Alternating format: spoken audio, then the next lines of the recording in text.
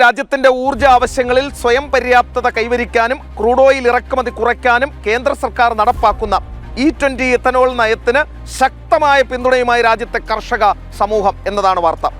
ചില രാഷ്ട്രീയ നേതാക്കൾ സ്വന്തം രാഷ്ട്രീയ അജണ്ടകൾക്കായി എത്തനോൾ നയത്തിനെതിരെ രംഗത്ത് വരുമ്പോൾ ഈ പദ്ധതി നിർത്തിവെക്കരുതെന്നും കർഷകരെ എത്തനോൾ ഉൽപ്പാദിപ്പിക്കാൻ അനുവദിക്കണമെന്നുമാണ് പഞ്ചാബിലെ കിസാൻ നേതാക്കൾ ഉറക്കെ പ്രഖ്യാപിക്കുന്നത്.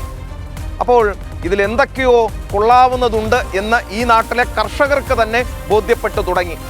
ഇതിന് എന്തെങ്കിലും ഡ്രോബാക്ക് ഉണ്ടെങ്കിൽ അത് സ്വാഭാവികമായും സർക്കാരും പരിശോധിക്കേണ്ടതാണ്. ഈ ജനങ്ങളുമായുള്ള കമ്മ്യൂണിക്കേഷൻ അത് ഈ അടുത്ത കാലത്തായി അത്ര നല്ല രീതിയിൽ പോകുന്നില്ല എന്ന് പല കോണുകളിൽ നിന്നും അഭിപ്രായം ഉയരുന്നുണ്ട്. കൂടുതൽ ജനങ്ങളെ അഭിസംബോധന ചെയ്തും കൂടുതൽ ജനങ്ങളുമായി സംസാരിക്കാൻ ശ്രമിച്ചും സർക്കാരും സംശയങ്ങളൊക്കെ ദൂരീകരിക്കാൻ ശ്രമിക്കട്ടെ എന്നുള്ളതാണ് ഈ ഘട്ടത്തിൽ പറയാനുള്ളത്. വാർത്തയിലേക്ക്. ഭാരതത്തെ ഊർജ്ജ സമൃദ്ധിയിലേക്ക് നയിക്കുന്ന എഥനോൾ ബ്ലെൻഡിംഗ് പദ്ധതിയെയും E20 ഇന്ധന നയത്തെയും പൂർണ്ണമായി പിന്തുണച്ച് രംഗത്തെത്തിയിരിക്കുകയാണ് പഞ്ചാബിലെ കർഷകർ.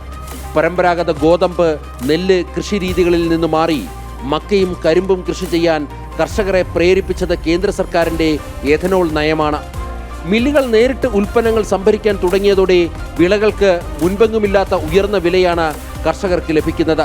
എഞ്ചിൻ തകരാറിലാകുമെന്ന വ്യാജ പ്രചരണങ്ങൾ അഴിച്ചുവിട്ട് എഥനോൾ നയത്തെ തകർക്കാൻ ശ്രമിക്കുന്ന പ്രതിപക്ഷ നേതാക്കൾക്കുള്ള കൃത്യമായ മറുപടിയാണ് കർഷക സംഘടനകൾ നൽകുന്നത്.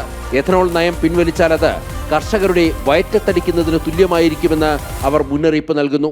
രാജ്യത്തിന്റെ സമ്പദ് വ്യവസ്ഥയ്ക്കും കർഷകരുടെ വരുമാന വർധനവിനും വഴിതുറക്കുന്ന പദ്ധതി ഒരു കാരണവശാലും നിർത്തരുതെന്ന് കർഷകർ ഒന്നടങ്കം ആവശ്യപ്പെടുന്നു. मैंने बताई है कि एथेनॉल जिन चीज़ों से बन रहा है, जो रॉ मटेरियल है, उसका MSP रेट बहुत अच्छा मिल रहा है. तो जब भी कोई नई चीज़ शुरू करते हैं उसमें दिक्कतें तो आएंगी. अब थ्योरी जो फॉर्मुलेट होती है वो किस पे होती है? वो मेजॉरिटी पे होती है. अगर मेजॉरिटी ऑफ द व्हीकल्स बर्बाद हो रहे हैं, ख़राब हो रहे हैं, तो फिर हम भी लोगों के साथ हैं. लेकिन अगर एक 150 करोड़ के देश के अंदर 500,000 व्हीकल्स खराब हो रहे हैं तो उसकी जिम्मेदारी तो सरकार भी ले सकती है और कंपनियां भी ले सकती हैं. ലക്ഷക്കണക്കിന് കോടി രൂപയുടെ വിദേശ നാണ്യം ലാഭിക്കുവാനും ആ പണം രാജ്യത്തെ കർഷകരുടെ കൈകളിലേക്ക് എത്തിക്കുവാനും സഹായിച്ച പ്രധാനമന്ത്രി നരേന്ദ്രമോദിയുടെ ദീർഘവീക്ഷണമുള്ള ഈ പദ്ധതിക്കൊപ്പം ഭാരതത്തിലെ കർഷക സമൂഹം ഉറച്ചു നിൽക്കുന്നു. വിദേശ രാജ്യങ്ങളെ ആശ്രയിക്കാതെ രാജ്യത്തെ കർഷകർ ഉൽപ്പാദിപ്പിക്കുന്ന ഹരിത ഊർജം ഉപയോഗിച്ച് ഭാരതം മുന്നേറുമെന്ന പ്രഖ്യാപനമാണ് പഞ്ചാബിന്റെ മണ്ണിൽ നിന്ന് ഉയർന്നു കേൾക്കുന്നത്. ജനം, ഡൽഹി.